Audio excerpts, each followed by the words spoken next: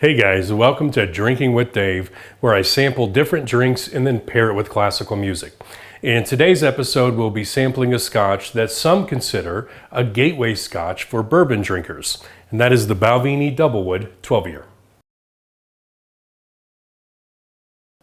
So this Scotch will be the first Speyside entry in this video series. Personally, I'm partial to Islay Scotches. But like many Scotch drinkers, my journey actually began in the Speyside region. If you've ever had Scotch and you weren't sure exactly what it was that you had, there's a decent chance you may have had Speyside because that region makes up the largest market share by far. Some of the most readily accessible brands like Glenlivet, Glenfiddich, Macallan are all Speyside Scotches. In my early days, I was a Glenfiddich guy. I liked it because it was smooth and it had nice apple notes. And while I still like apple notes in my whiskey, over the years I've come to learn that smooth can often just be code for lower ABV, which doesn't really resonate with me anymore. But moving on, the Scotch we'll be sampling today is the Balvenie DoubleWood 12-year.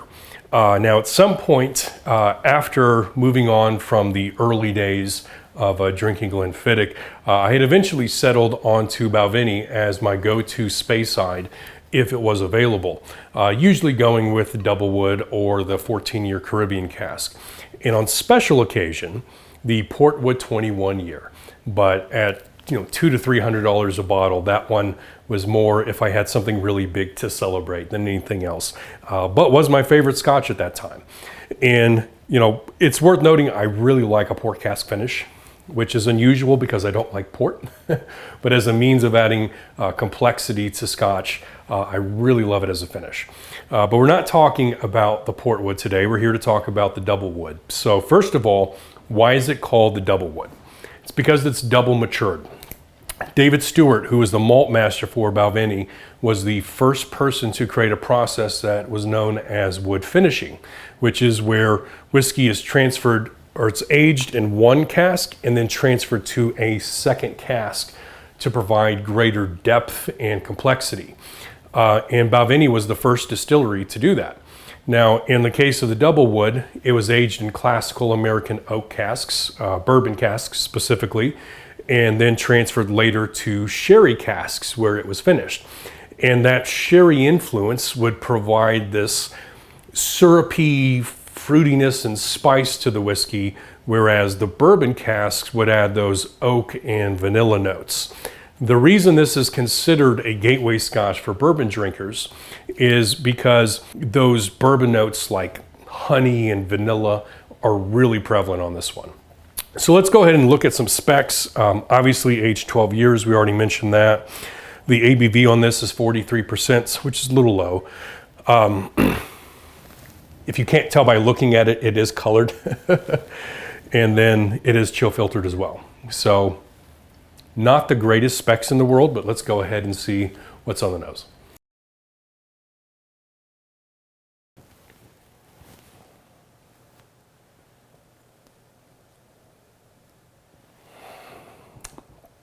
Very pleasant nose.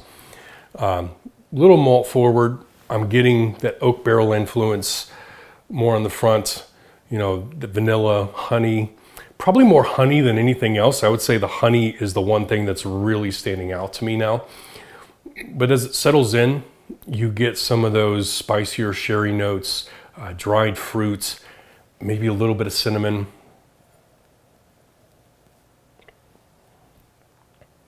I'm also picking up some orange, grapefruits, honey once again standing out.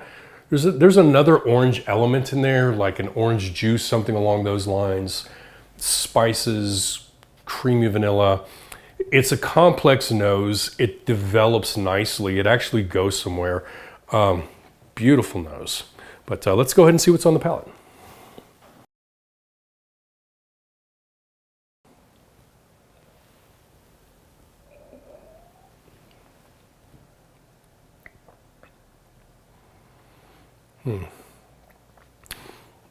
Disappointing.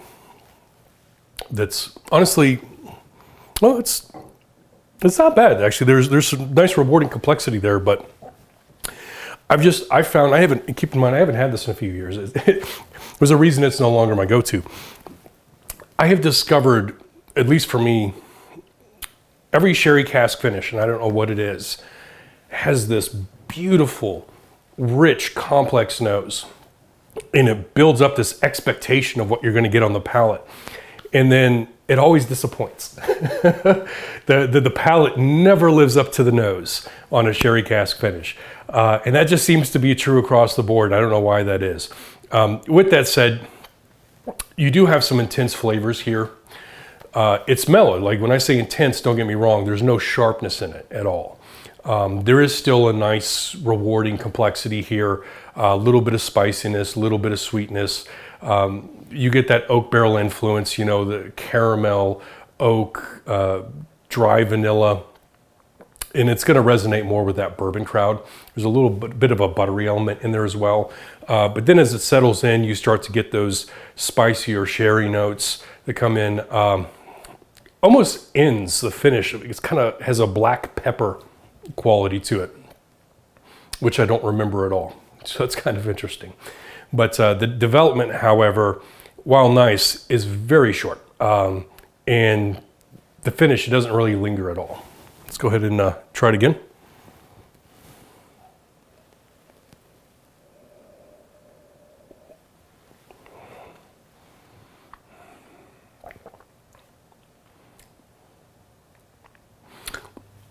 Getting some cinnamon again. I get some dried tangerines from this. Some other dried fruits, like what's like a dry fruit mix. You know, you get papaya and other things in there. Raisins announce themselves prevalently, but raisins usually announce themselves prevalently for me on almost every mainland Scotch, especially if it has a sherry cask influence. That's usually one of the very first things I pick up right off the bat. Not sure why that is, but this has some sweetness mixed with a little bit of earthiness, but its development, while nice, is short, and then it just kind of drops off, doesn't really linger at all. All right, so if I'm pairing this with music, I am going with Anton Bruckner, and I'm choosing one of his motets, Os Justi. And as always, I'll leave a link down in the description below if you want to check that out, which I highly encourage.